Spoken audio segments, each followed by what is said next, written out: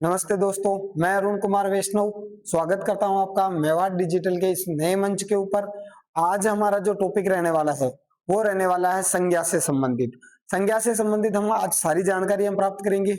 संज्ञा क्या होती है, संज्ञा को किस प्रकार से जाना जाता है, किस प्रकार से पहचाना जा सकता है। तो आप सभी को ज्ञात है कि संज्ञा संज्ञा का जो शाब्दिक अर्थ होता है, शाब्दिक अर्थ, वो शाब्दिक अर्थ होता है नाम। अर्थात नाम से स्पष्ट है कि सृष्टि के अंतर्गत चाहे वो सजीव हो चाहे वो निर्जीव हो, सभी को हमने कोई ना कोई नाम दे रखा है।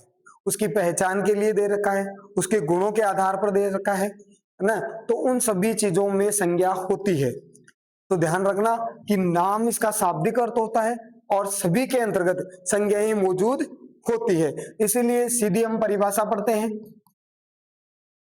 जो आप कक्षा 6 से पढ़ते आए हो कि संज्ञा किसे कहते हैं।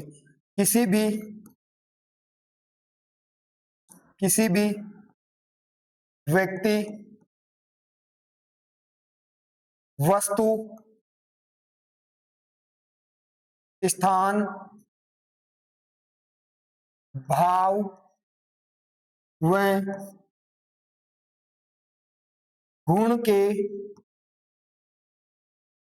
नाम को संज्ञा कहते हैं। कोई भी व्यक्ति हो, वस्तु हो, स्थान हो, गुण हो, भाव हो, इन सभी के नाम जिन भी शब्दों में समाहित होते हैं उन्हें हम संज्ञा के नाम से जानते हैं। जैसे जैसे किसी का नाम हमने राम रखा, किसी का नाम हमने सीता रखा, किसी का नाम हमने पंखा रखा, किसी का नाम हमने रूपनगढ़ रखा, किसी का नाम हमने राज्य रखा, किसी का नाम हमने बुढ़ापा रखा, इत्यादि। इत्यादि का मतलब होता है और भी ऐसे शब्द हो सकते हैं। तो मूलतः ये परिभाषा आपने कक्षा 6 से पढ़ना शुरू किया था और यही परिभाषा रहती है। फिर उसके बाद में हम बात करते हैं भेदों की, कि संज्ञा के भेद कितने होते हैं। तो ध्यान रखना, इसके मूलतः अगर भेद पूछे तो मूलतः इसके भेद होते हैं 2। और अगर पूछे कि संज्ञा के भेदों सहित कुल भेद कितने होते हैं या उपभेदों सहित कुल भेद कितने होते हैं, तो कुल भेद होते हैं इनके 5। क्योंकि जातिवाचक जो संज्ञा होती है उसके 2 अन्य भेद भी होते हैं। अब देखो वो भेद कौन कौन से होते हैं, तो 3 भेदों के बारे में हमने बात करते हैं। पहला भेद होता है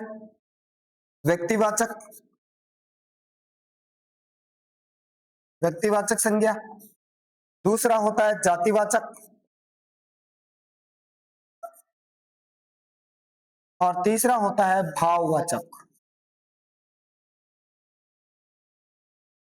भाववाचक संज्ञा।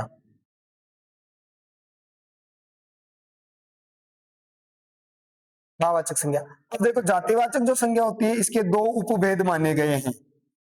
एक तो होता है द्रव्यवाचक और एक होता है आपके समुदायवाचक। ये कुल 5 भेद होते हैं। मूलतः का मतलब क्या होता है, जिस समय संज्ञा का निर्माण किया गया था उस समय कितने भेद थे, तो उस समय केवल 3 भेद माने गए। फिर जैसे जैसे शब्दों का भंडार बढ़ता गया, मैंने आपको गत क्लास में बताया था कि हिंदी जो विषय है वो विश्लेषणात्मक भाषा है और अपने विकास के दौर से गुजर रही है। इसीलिए इसके आगे जो भी शब्द है उनको अलग समूहों में बांटा गया और वे कहलाए द्रव्यवाचक और समुदायवाचक संज्ञा। अब किसी का भी अगर विशेष नाम है, विशेष नाम, देखो कई बार सीधे शब्द दिए जाते हैं कि इन शब्दों में कौन सी संज्ञा है और हम वहां पर कंफ्यूज हो जाते हैं कि कौन सा आंसर रहने वाला है। तो इसके लिए हमें शॉर्ट में याद रखना है कि कहीं पर भी किसी का विशेष नाम आ जाए और वो एक वचन में प्रयुक्त हो जाए तो उसके अंतर्गत व्यक्तिवाचक संज्ञा होती है। दूसरा, जहां संपूर्णता का बोध होता है, संपूर्णता का बोध होगा वहां पर कौन सी संज्ञा होगी, जातिवाचक होगी, और ये बहुवचन में प्रयुक्त होती है, बहुवचन में। और ये होते हैं किसी भी गुण का और भाव का अगर कहीं पर बोध होता है तो वहां पर भाववाचक संज्ञा होती है, और ये हमेशा एक वचन में प्रयुक्त होती है, एक वचन में प्रयुक्त होती है। साथ ही साथ ध्यान रखना, कोई सा भी अगर जातिवाचक संज्ञा का शब्द है या भाववाचक संज्ञा का है, द्रव्यवाचक है, समुदायवाचक, अगर उसमें प्रत्यय जुड़ा हुआ है तो वो भी भाववाचक संज्ञा के अंतर्गत गिना जाता है। द्रव्यवाचक के अंतर्गत ध्यान रखना, दो शब्द होते हैं ये, आपको समानार्थी शब्दों में भी पूछा जाता है। एक तो पूछा जाता है द्रव्य क्या होता है, और एक पूछा जाता है द्रव्य क्या होता है। तो ध्यान रखना, द्रव का चीज हम लिक्विड से लेते हैं, पेय पदार्थ जो होता है या लिक्विड में जो पाया जाता है वो द्रव्य कहलाता है, और जो तीनों अवस्थाओं में पाया जाता है, जो तीनों अवस्था में पाया जाता है वो कहलाता है द्रव्य। तो यहां पर जो भी तीनों अवस्थाएं आएगी जिनको हम माप सकते हैं, तोल सकते हैं और नाप सकते हैं, ये तीनों इकाइयां जहां पर पाई जाती है या जिन नामों में पाई जाती है उन सब में कौन सी संज्ञा होती है, तो द्रव्यवाचक संज्ञा पाई जाएगी। एक होती है समूह या समुदायवाचक, जहां पर भी आपको दो से अधिक का बोध होगा वहां पर सब में क्या होगी, समुदायवाचक संज्ञा होती है, और इनमें जितने भी शब्द प्रयुक्त होते हैं वे सारे के सारे बहुवचन माने जाते हैं। जैसे आप देख लो कि सेना शब्द हो जाती है तो किसी एक सैनिक से सेना नहीं बनती है, पुलिस शब्द होता है, ये कई ऐसे शब्द हैं जिनमें संख्याएं अधिक होती है और ये बहुवचन में प्रयुक्त होते हैं। ये सामान्यतः शब्दों को पहचानने का एक सटीक तरीका होता है। कंफ्यूजन जब हो जाती है तब इन्हीं शब्दों का प्रयोग किसी वाक्य में दे दिया जाता है, फिर वो वाक्य पर निर्भर करता है कि उस शब्द का अर्थ क्या निकलता है, वो कौन सी संज्ञा के अंतर्गत जाएगा। क्योंकि कभी कभी कुछ शब्द ऐसे होते हैं जो जातिवाचक के होते हैं लेकिन व्यक्तिवाचक में पूछे जा सकते हैं, तो इनका हमें विशेष ध्यान रखना है। अगर कोई स्क्रीनशॉट लेना चाहता है तो वो ले सकता है। अब हम अपनी क्लास को आगे बढ़ाते हैं और हम पढ़ते हैं व्यक्तिवाचक संज्ञा। पहला भेद है अपना व्यक्तिवाचक संज्ञा का।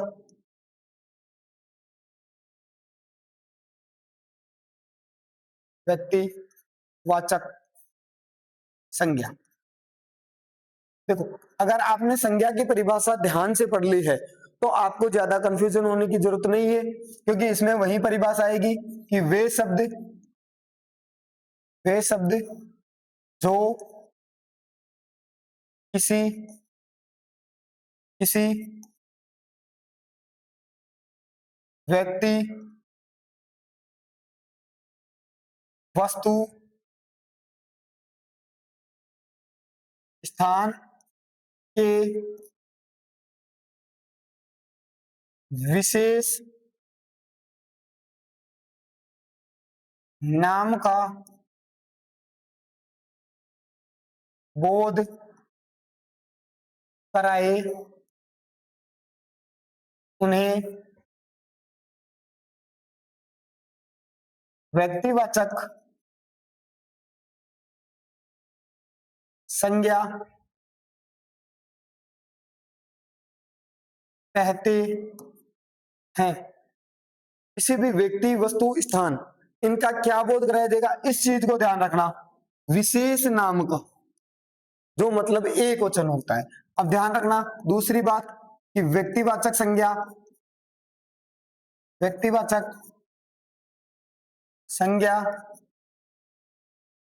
एक वचन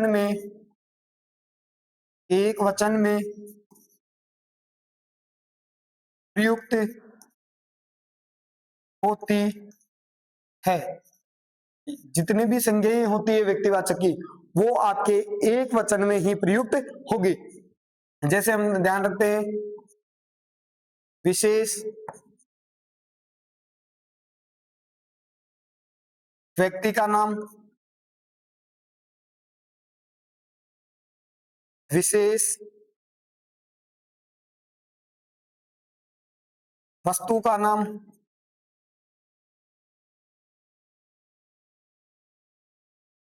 विशेष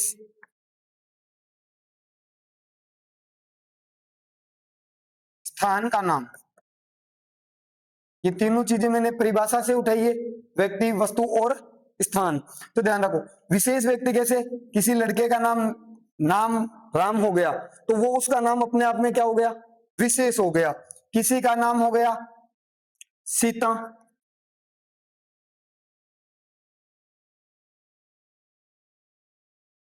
किसी का नाम हो गया सीता तो ये उसका विशेष नाम हो गया। किसी कुत्ते का नाम रख दिया हमने मोती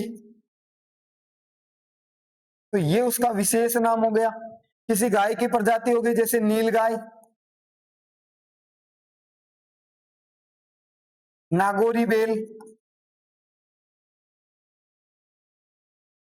इत्यादि। किसी भी पशु पक्षी जानवर है ना जिसका एक विशेष नाम है वो सारे के सारे किसमें आएंगे, व्यक्तिवाचक संज्ञा के अंतर्गत आएंगे। दूसरा, विशेष वस्तु का नाम, जैसे पंखा है, पंखे की विशेष नाम क्या हो गया कि ये उषा का है तो उषा पंखा। पेन का नाम आ गया जैसे जेल पेन। पुस्तक का नाम आ गया जैसे हिंदी पुस्तक।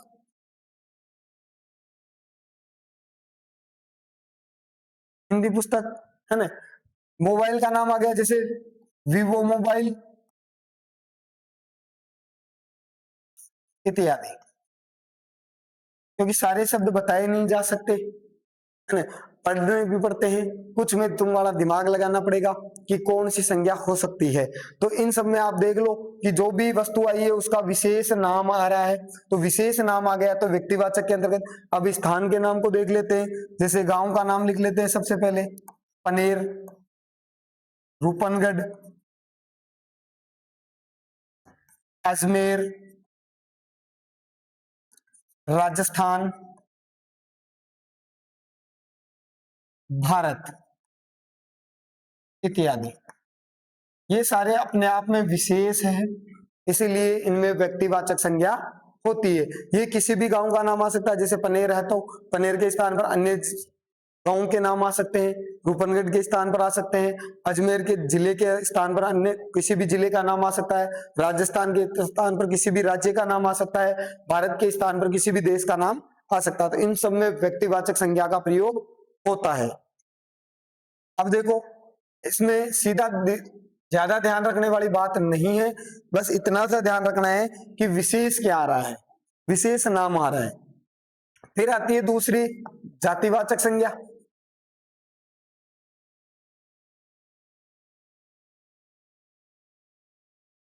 जातिवाचक संज्ञा, जातिवाचक संज्ञा किसे कहते हैं, तो वही है, परिभाषा सेम रहने वाली है कि वे शब्द जो किसी व्यक्ति, वस्तु, स्थान की संपूर्ण जाति का, संपूर्ण जाति का बोध कराए उसे जातिवाचक संज्ञा संज्ञा कहते हैं। जैसे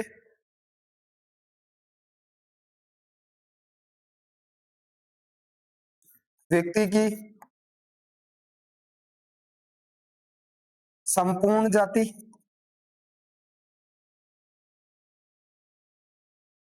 वस्तु की संपूर्ण जाति, स्थान की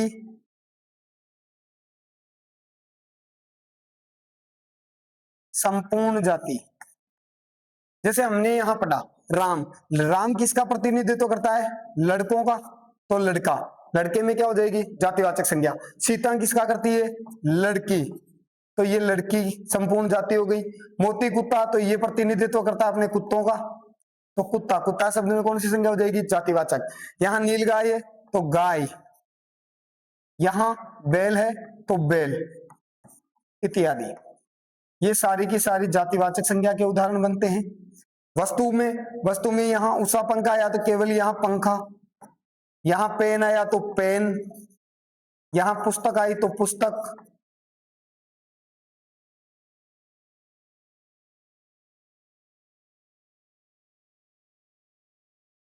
पुस्तक, यहां पर अपने मोबाइल आया तो मोबाइल इत्यादि। अब रही बात स्थान की, पनेर मान लो गांव का प्रतिनिधित्व करता है तो गांव में जातिवाचक, रूपनगढ़ तहसील का करता है तो तहसील, अजमेर जिले का करता है तो जिला,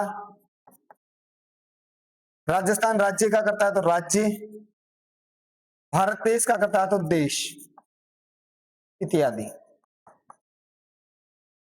अब इनको समझने के लिए सीधी लॉजिक लगाना है कि जब भी आपको कोई सवाल करे किसी शब्द को लेकर और आपके मन में कोई अन्य सवाल उठने लगे तो वहां पर संज्ञा कौन सी हो जाएगी, वहां पर संज्ञा हो जाएगी जातिवाचक।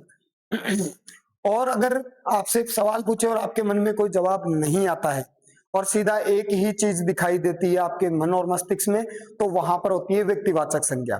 जैसे क्लास में आते हैं अध्यापक, कोई नया अध्यापक आया है, वो आपसे कहता है पुस्तक दो, तो आपके मन में अपने आप सवाल उठेगा कि कौन सी पुस्तक दे। और एक अध्यापक आए और कहे हिंदी की पुस्तक दो, तब आपके सामने कोई कंफ्यूजन नहीं होगी, यार आप हिंदी की किताब दे देते हो। इसका क्या मतलब हुआ, हिंदी की दी आपने व्यक्तिवाचक संज्ञा, आपने पूछा कौन सी दे, जातिवाचक संज्ञा। मैंने कहा जाओ एक अध्यापक को बुला के लाओ, तो आप किसी भी अध्यापक को बुला के ला सकते हो, इसका मतलब क्या हुआ, जातिवाचक संज्ञा। और मैं कहूं गणित के टीचर को बुला के लाना है, गणित अध्यापक को बुला के लाना है, तो आप गणित के अध्यापक को बुला के लाओगे, तो कौन सा हो गया, व्यक्तिवाचक संज्ञा, है ना। किसी भी स्थान को लेकर, किसी भी व्यक्ति को लेकर, किसी भी चीज को लेकर आपके मन में अगर कोई सवाल आता है तो जातिवाचक संज्ञा होगी, और कोई सवाल नहीं आता है तो व्यक्तिवाचक संज्ञा होगी। ये दोनों संज्ञाओं में अंतर होता है और कुछ भी अंतर इनमें नहीं होता है। दूसरी बात इसमें लिख लेना,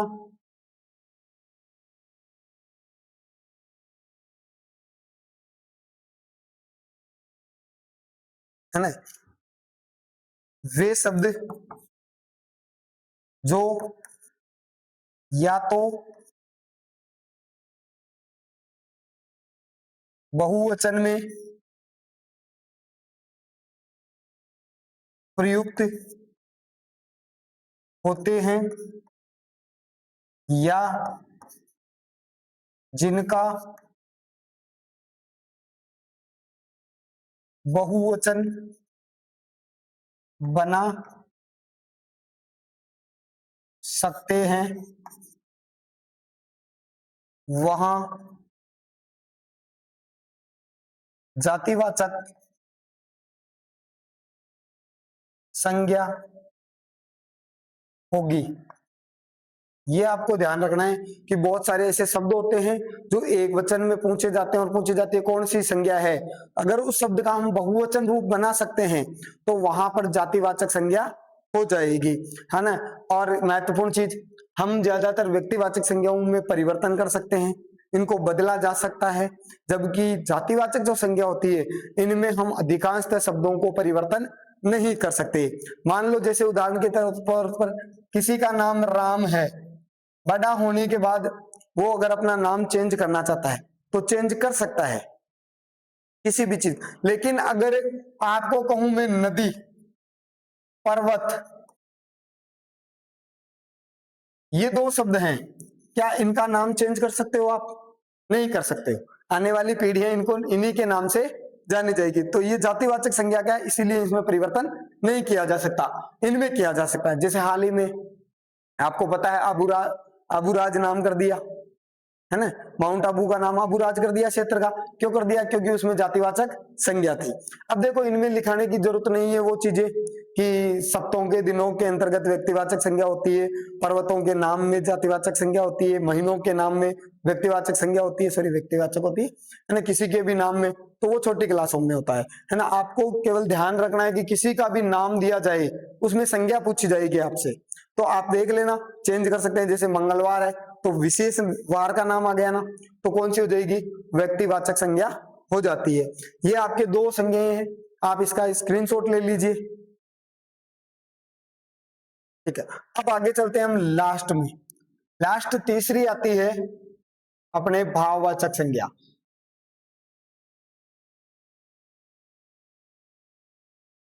तीसरी तीसरी आती है भाववाचक।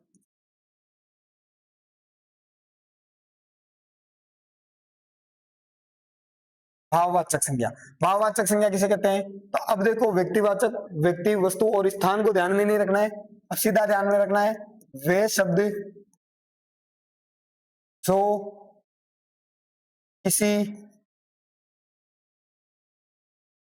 भाव या गुण के नाम का बोध कराए उसे भाववाचक संज्ञा कहते हैं। इसे क्या कहते हैं? भाववाचक संज्ञा। दूसरी बात ध्यान रखनी है, किसी भी शब्द में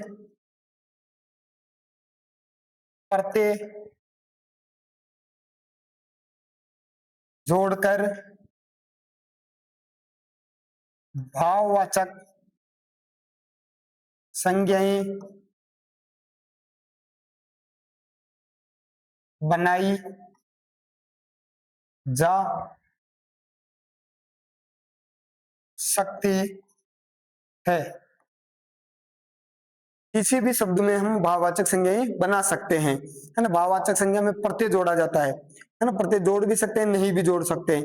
अमूमन इन शब्दों को जानने के लिए हमें महसूस करना पड़ता है ना। जिस चीजों को हम देख नहीं सकते, महसूस कर सकते हैं, देख कर महसूस कर सकते हैं, उन चीजों को हम क्या कहते हैं? भाववाचक संज्ञा के नाम से जानते हैं। जैसे सुख, दुख या सुखी, दुखी, अमीरी, गरीबी, प्रेम, क्रोध, ईर्ष्या, जलन,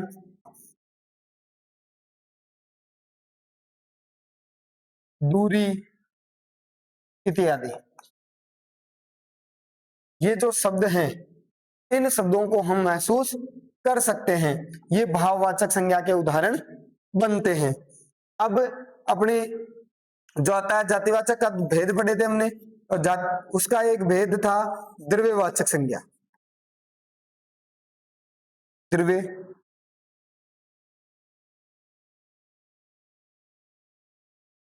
वाचक संज्ञा। द्रव्यवाचक संज्ञा क्या होती है? तो वे शब्द जो किसी द्रव्य का अर्थात नाप, माप, तोल, ये याद रखने के लिए है ना। द्रव्य का बोध कराए उसे द्रव्यवाचक संज्ञा कहते हैं। द्रव्यवाचक संज्ञा कहते हैं जैसे जैसे हल्दी, नमक, पानी, घी, कपड़ा, जमीन इत्यादि। जितनी भी हम परचूनी की दुकान से सामान लेकर आते हैं, जिनको मापते तोलते हैं, उन सबको क्या कहते हैं? द्रव्यवाचक कहते हैं। जैसे हल्दी और नमक आप किलो में लेके आते हो, पानी को आप लीटर में लेके आते हो, माप कर लाते हो, घी को माप के लाते हो, कपड़े को इनको नाप के लाते हो, इनको कपड़े का और जमीन का माप होता है। तो ये सारी की सारी द्रव्यवाचक संज्ञा होती है। अब अंतिम बचती है हमारे पास पांचवी, समूह या समुदायवाचक। समुदायवाचक, देखो वे शब्द जो किसी समूह का, समूह के नाम का बोध कराए से समुदायवाचक संज्ञा कहते हैं। इसमें आपको ध्यान रखना है कि समूह का जहां कहीं भी बोध हो जाए, हमें लगे कि यहाँ पर जो शब्द लिया जा रहा है उसमें दो या दो से अधिक संख्याओं का बोध होगा, तो वहां पर कौन सी संज्ञा हो जाएगी? समुदाय या समूहवाचक संज्ञा हो जाती है। जैसे जैसे नाम ले लिया सेना का, कक्षा का, मेला, सम्मेलन,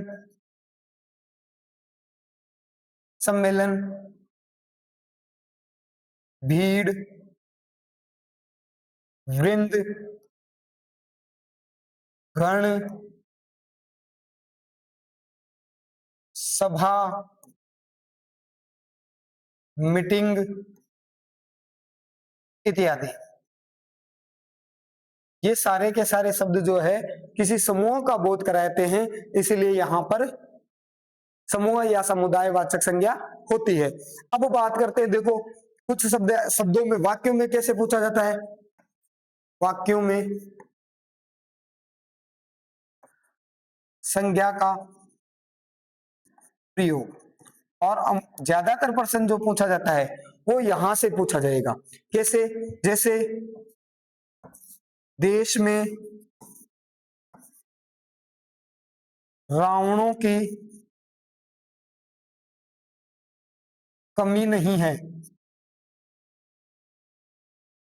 तो यहां पर रावण किसी व्यक्ति विशेष का नाम है, लेकिन गुणों के आधार पर बहुत सारे व्यक्तियों में ये गुण पाया जाता है, इसीलिए रावण में कौन सी संज्ञा हो जाएगी? जातिवाचक हो जाएगी। और मैंने आपको जातिवाचक में लिखा है, कहीं पर भी कोई शब्द बहुवचन में प्रयुक्त होता है तो कौन सी संज्ञा होगी? जातिवाचक होगी। तो यहाँ रावण में कौन सी संज्ञा हो जाएगी? जातिवाचक। लेकिन व्यक्ति विशेष का भी नाम है, लेकिन ध्यान रखना ये अन्य लोगों का प्रतिनिधित्व करता है ना। तो ये अब देखो, आज नजदीकियां भी दूरियां बन गई। यहां पर नजदीकियां और दूरियों में कौन सी संज्ञा है? तो हम दूरी को हमने भाववाचक में पढ़ा था, दूरी, लेकिन यहां पर बहुवचन में आ गई दूरियां, तो दूरियों में यहां पर कौन सी संज्ञा हो जाएगी? वहीं आपकी जातिवाचक संज्ञा हो जाएगी। इसके विशेष नियम होते हैं, संज्ञा के क्या होते हैं? विशेष नियम। विशेष नियम 3-4 नियम है, उनमें यही कहा गया है कि किसी जातिवाचक संज्ञा का शब्द किसी विशेष व्यक्ति का बोध कराए तो उस शब्द में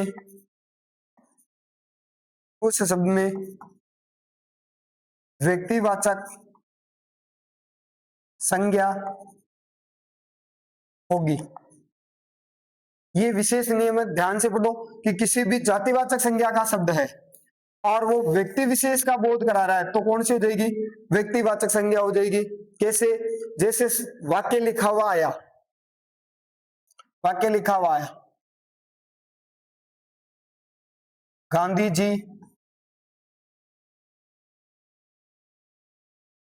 अहिंसा के पुजारी थे। यहां पर शब्द आया गांधी, है ना।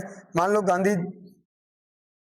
ये जी नहीं आया, गांधी शब्द आया, तो गांधी जाति भी तो हो सकती है ना, बहुत सारे हुए हैं गांधी, इंदिरा गांधी भी हुई है।